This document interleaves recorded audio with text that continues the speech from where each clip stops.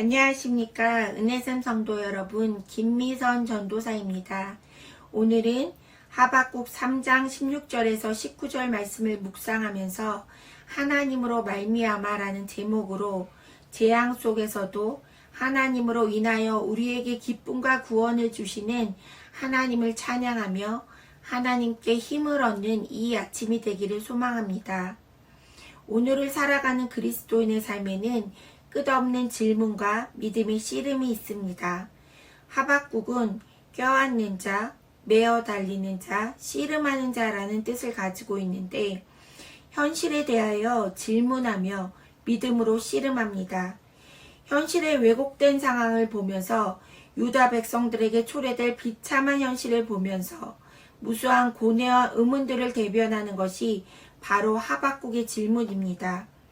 하박국의 질문은 어찌하여 하나님께서는 이토록 엄청난 선민의 타락을 방치하시는가? 아무리 선민이 타락하였어도 이방인, 특히 극악하고 포악한 바벨론으로 하여금 선민을 멸망시키는 점이 합당한가라는 질문을 합니다. 처음에 하박국은 하나님께 항변하지만 하나님의 크고 위대하신 뜻을 깨달은 이후에는 하나님 앞에 머리 숙여 찬양합니다. 의인은 믿음으로 말미암아 살기 때문입니다. 3장 2절에 여호와여 내가 주께 대한 소문을 듣고 놀랐나이다. 여호와여 주는 주의 일을 이 수년 내에 부응하게 하옵소서.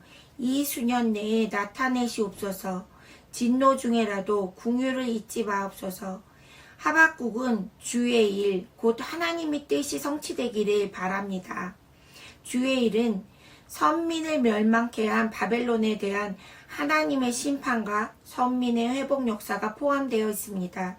그러나 그 이전에 하나님이 이루시고자 하시는 일이 있습니다. 그것은 타락한 선민의 나라 유다를 바벨론을 심판의 도구로 삼아 심판하시는 것입니다. 하박국은 하나님의 절대 주권을 인정하고 하나님의 뜻이 속히 이루어지기를 원합니다.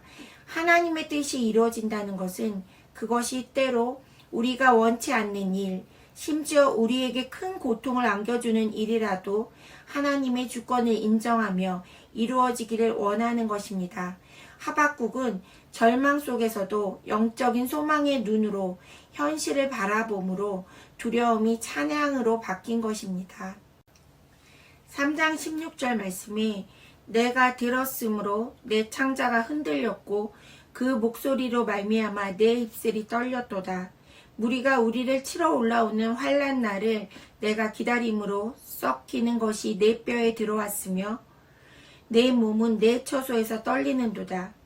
심판을 당하는 자로서 두려움을 토로함과 심판으로 인한 항폐에도 불구하고 구원의 하나님을 신뢰하는 마음으로 모든 환난을 이겨낼 것이라고 다짐하며 구원의 신앙을 선포합니다.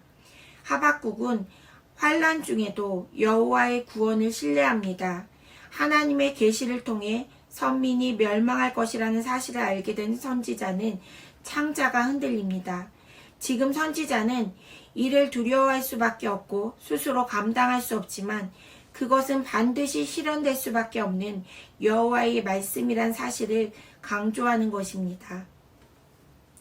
17절 말씀에 비록 무화과 나무가 무성하지 못하며 포도나무에 열매가 없으며 감람나무에 소출이 없으며 밭에 먹을 것이 없으며 우리의 양이 없으며 외양간에 소가 없을지라도 나무들이 무성하지 못하거나 열매도 소출이 없는 절망적인 상황에 이를 것을 의미합니다.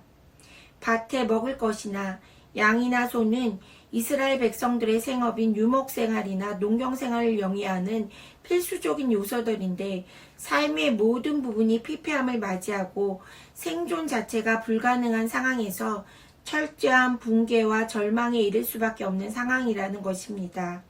말씀에 없을지라도 내 삶의 형편이 그렇지 않더라도 하박국은 탄식이 변하여 기쁨의 찬양이 된다는 것입니다. 현실이 해결되지 않았지만 이 현실 속에서 소망을 품을 수 있는 것은 하나님이 살아계시기 때문입니다. 세상을 지배하는 것은 세상 나라가 아니라 하나님인 것입니다.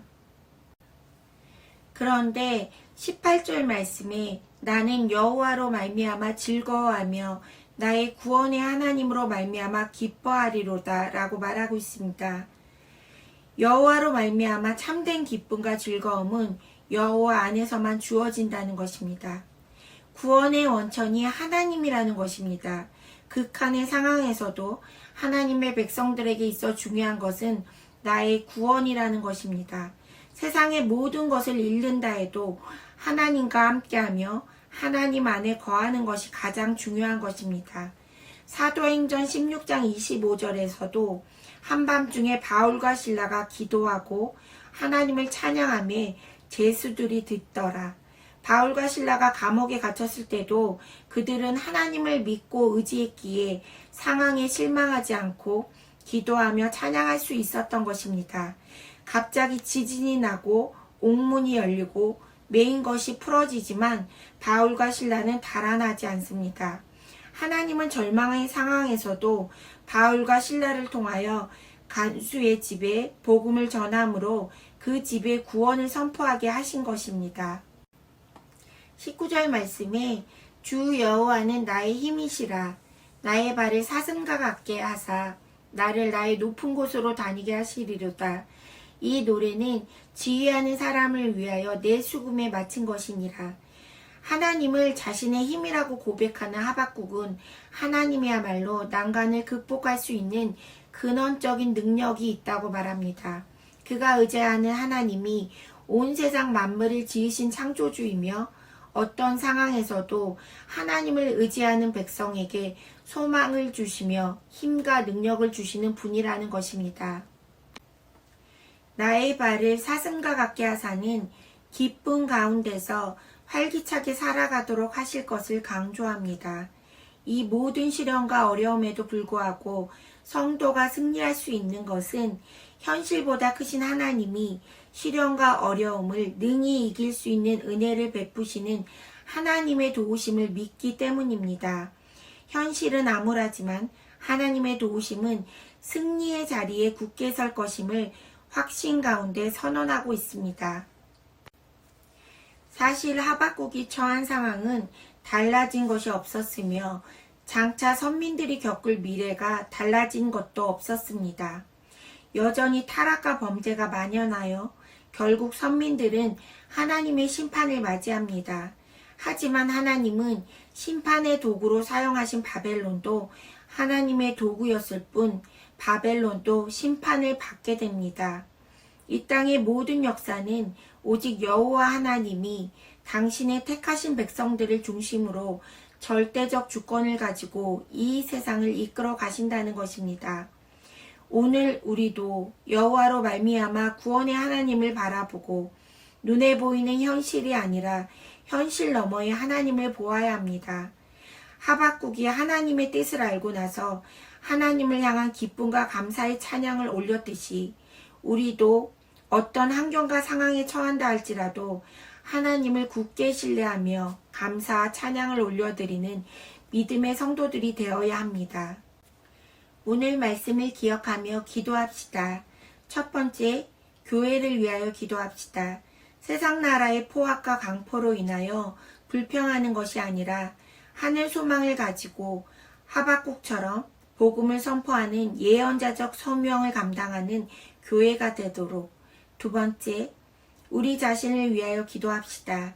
우리 눈에 보이는 현상이 전부가 아니라 현실 너머의 하나님의 큰 구원의 그림을 믿으며 여호와로 인하여 즐거워하며 하루하루 천국의 기쁨을 누리는 성도들이 되도록 기도하겠습니다.